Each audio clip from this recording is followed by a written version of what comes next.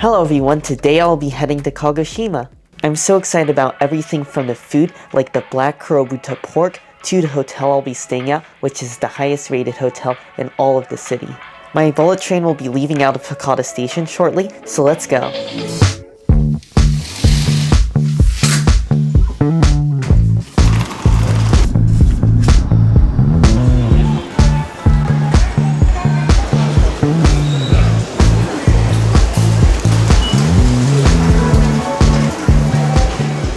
My train will be arriving shortly, and then it'll be a 1 hour and 16-minute ride across Kyushu.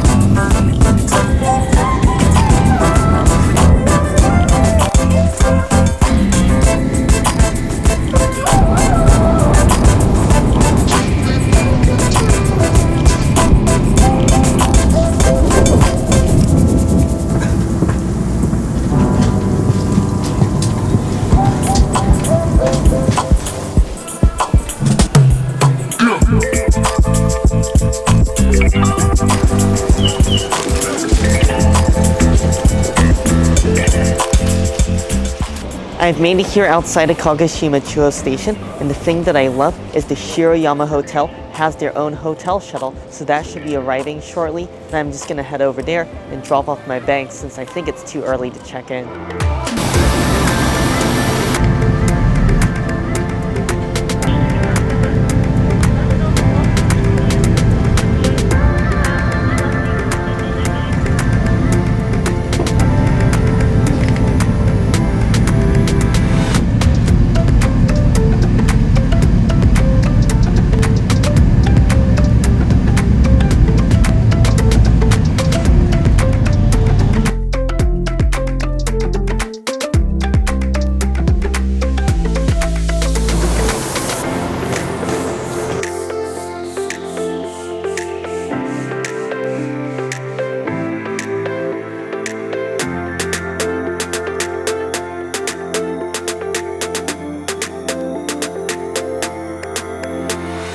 I just dropped off my bags here at the Shiroyama, and then I sat down to lunch here since you're able to make a quick lunch reservation here at Suiren, which is one of the hotel's many restaurants. Already this hotel looks incredible since it's just a huge resort and it feels really luxurious, including all the restaurants, especially this one because you have a beautiful view of the Japanese garden.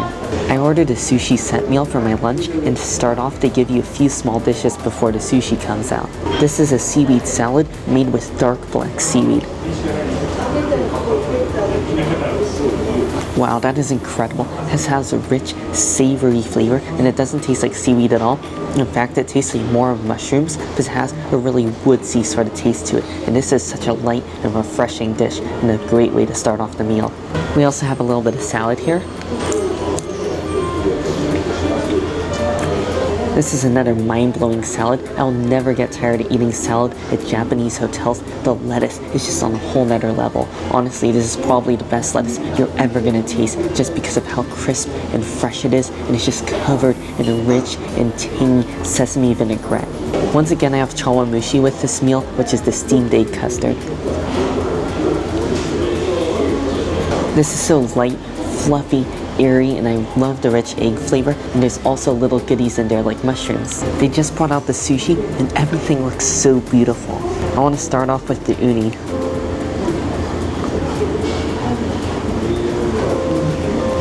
As far as uni goes, it's quite solid. It's very smooth and buttery, and the rice has just been made perfectly. It's the perfect texture. It's perfectly packed in, so it's really easy to chew. However, for me, the uni itself has a very mild flavor. However, I do taste an irony and sort of iodine flavor that's really characteristic of uni. We also have seared salmon.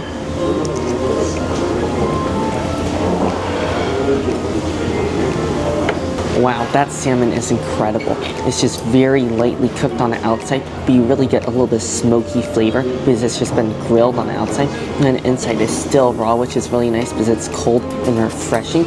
And the main thing that they really do well with this is the wasabi. They just add very little, so it just gives a little bit of aromatic flavor without bringing tears to my eyes. Now for the crab sushi, and I'm really happy since they know that I'm allergic to shrimp, they're able to replace it with crab. Oh, that is great. That is some of the highest quality crab.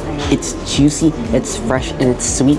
And just like all the other pieces of sushi, I love how the rice is very little and it's just covered with the fish on top. So the ratio is definitely there, and I really feel like you're getting your money's worth because they give you so much fresh seafood. Now I'm going to be trying out the squid, and because it's slightly translucent, I can already see that there's a shiso leaf underneath.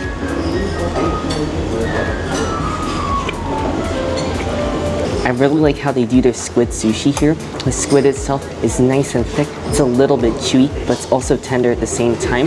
But the best part of it is they add the shiso leaf underneath, which gives it that really unique flavor that I've never really tasted from any other herb. And that's really special because to me, typical just plain squid sushi can be a bit bland since squid doesn't have a ton of flavor, but that shiso leaf really does make it feel all the more luxurious. Now for another piece, this is again a mysterious colored translucent fish, but it feels very tender. That is just like the perfect white fish. It's so light and it's just really tender, but then you also have a little bit of chew as well. And if you want like sushi that's just really easy to eat and light and refreshing, this is definitely the piece. We also have sea bream, which is pretty fun to eat. That is incredible. I've never had sea bream like that before. It just has a really soft, almost melty texture, kind of like a medium fatty tuna, and that is extremely unique because all the sea bream in the past I've had has a real nice chew from all the skin, but this one is just on a whole nother level. I mean, this is just ridiculous. We also have a tamago sushi, which is just like a sweetened egg omelet served on top of the rice, and this one is gigantic.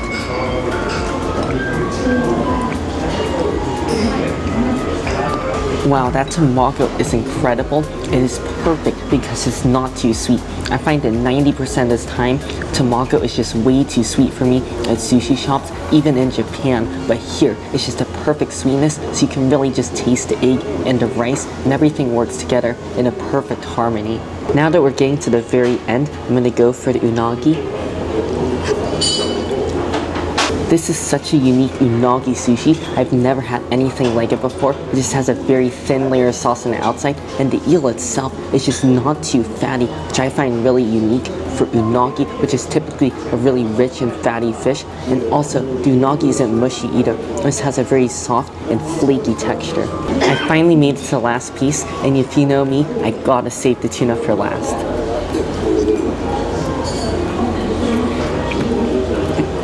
That tuna is just like all the other fish. It's buttery soft, and this one melts in your mouth just like an otoro would, which is that really deep fatty tuna.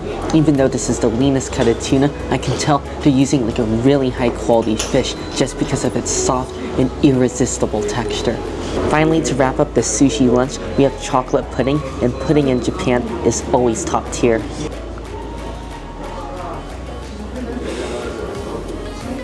This chocolate pudding is simply fantastic. It has such a soft and delicate texture. It's almost like more of a mousse than a pudding because it has such a rich, creamy flavor. And then also, they are using a really high quality chocolate. So this is a great dessert and just a perfect way to finish off this lunch. Without a doubt, this was an immensely satisfying sushi meal, and by far, it is the best sushi I've had on this trip.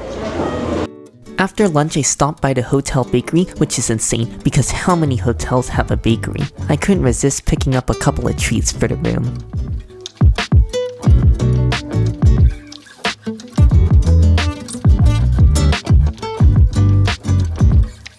At this hotel, they even have a fancy cafe, and I always saw plenty of people in there. Right behind the hotel, you have breathtaking views of Sakurajima, which is a giant active volcano overlooking the city of Kagoshima.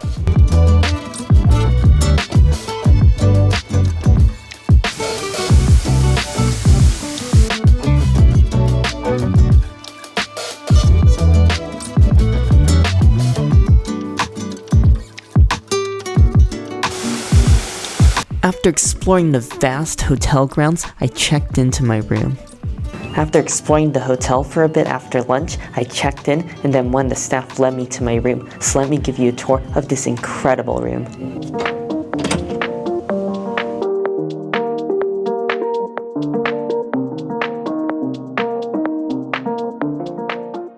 Once entering this room, you have a nice large wall, and then right here you have a huge mirror, and below it you have some slippers.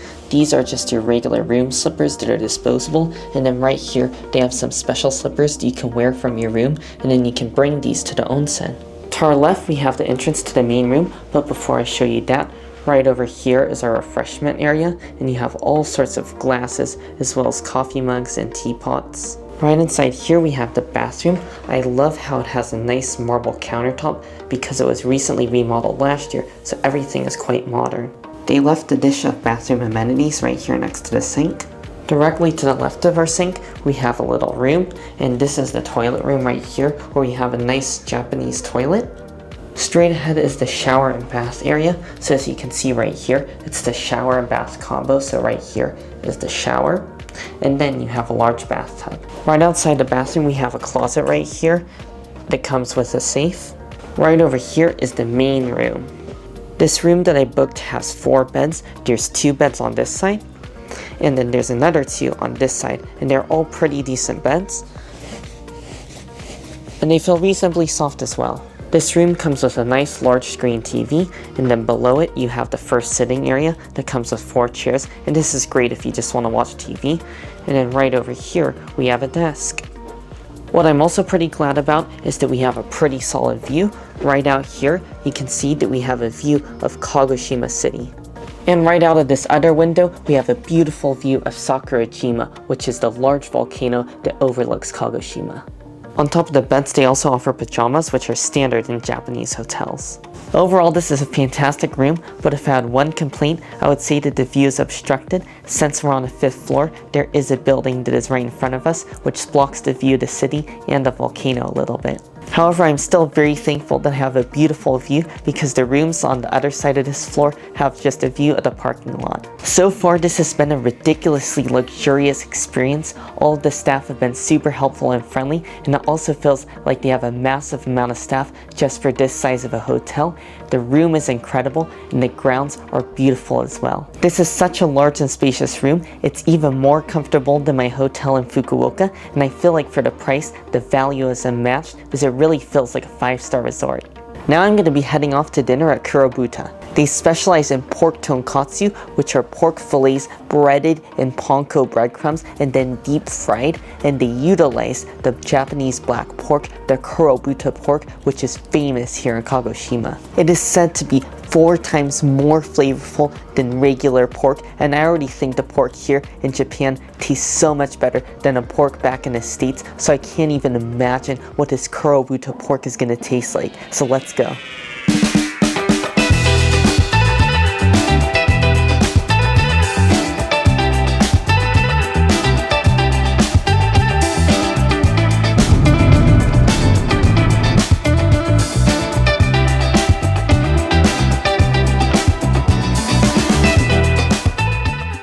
I decided to order the very large set here at Kurobuta. It comes with various sides and a massive amount of pork tonkatsu.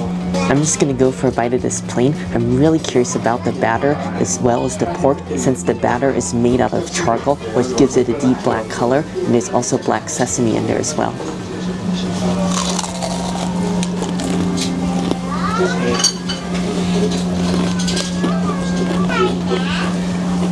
Oh, that is fantastic.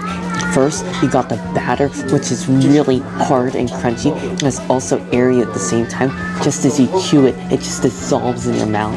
The pork is sirloin, so it's not overly fatty, which I really appreciate since it's already been deep fried, and it's really perfectly juicy. And I think it's just because they have such a thick layer of the batter around it, it really locks in all of those natural Kurobuta pork juices, which are just flowing into my mouth. They have so much rich porky flavor.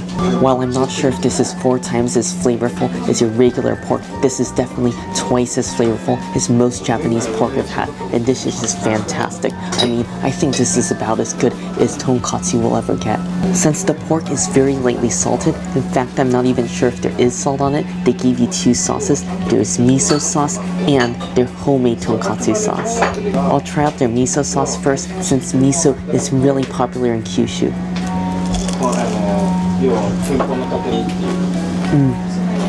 Oh man, that sauce is just like liquid gold. It really elevates this dish and takes it even further. I mean, the sauce just has a sweet and earthy flavor from all the fermented soybeans, and I feel like the sweetness of the sauce just really elevates the pork and giving it an even sweeter and more succulent flavor. I also want to try out their homemade tonkatsu sauce. The tonkatsu sauce tastes pretty similar to tonkatsu sauce I've had in the past. It has a really strong, bold, zesty flavor. You definitely taste the Worcester sauce in there, but personally, I do prefer the miso sauce since I've never had miso sauce on my tonkatsu before. With my ginormous set, I also got various sides. This is their red miso soup. Whoa. That is definitely different than your typical miso soup. This just has an even richer, saltier flavor, and the miso paste is very coarse, so I can taste all the little pieces of the fermented soybeans, so I really love this. This is just amazing miso soup. Another key component of any tonkatsu meal is having a cabbage on the side. This is just like a cabbage salad. They give you Japanese-style dressing to go with it. This is exactly what you need to counter the richness of the tonkatsu. It's just a finely shaved cabbage, so it's really easy to eat, and then on top of it, you have a zesty and tangy ginger dressing. There's also a dish of green vegetables. Oh, that's delicious. It's just plain sugar snap peas, very lightly cooked, so it's still crunchy, and then it's just covered in ground sesames. And I like how it's not an overly aggressive flavor, just to go along with all the other food. We also have some sort of marinated brown root vegetable. I'm guessing this might be burdock. That burdock root really surprised me. It's crunchy, and then you get a sort of tangy and savory flavor. It tastes like there's vinegar and soy sauce in there, and then you get a very light, spicy finish at the end. I just devoured that entire meal, and it left me speechless because of how scrumptious it was. The best thing about it is it wasn't greasy at all. It tasted like there wasn't a single drop of oil at all on the outside of the cutlet. Also, the more that I ate the breading, I realized that they actually don't use breadcrumbs at all, and it just tastes like they use fresh bread on the outside, which makes it even more luxurious and tasty. If you want a fully authentic tonkatsu experience, I think you do have to come to Japan and come all the way here to Kurobuta in Kagoshima.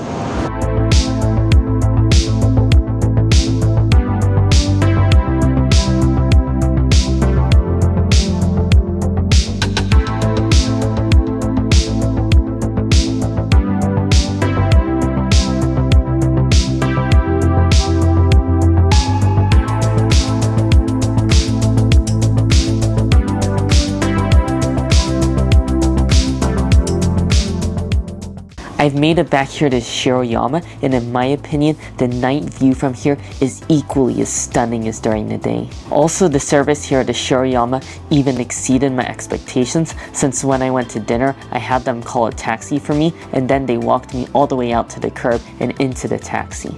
This afternoon, I stopped by their bakery to pick up a couple items to try. I got both their pudding and their apple pie, which is their #1 item. This apple pie is golden brown and caramelized, so I can already see why this is probably their top item.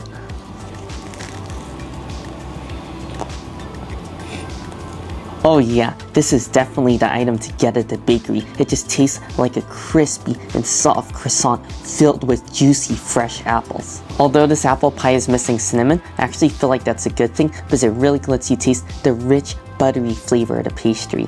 I will also never get tired of pudding in Japan, so I decided to get this pudding, and it looks quite nice because I can already see all the vanilla beans in it.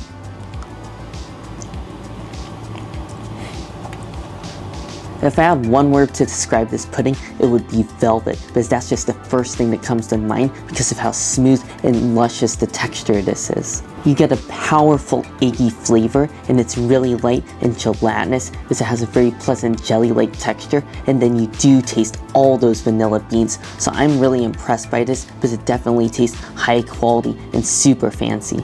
This was an incredible travel day. Some of my favorite days in Japan are the days that I travel to new cities because it's always full of exciting surprises. Tomorrow's gonna be my one and only full day in Kagoshima, so I'm gonna do my best to explore as much of the city as possible. Anyways, I really hope you all enjoyed the video. Make sure if you did to give a like, and also make sure to subscribe, and I'll see you in the next one.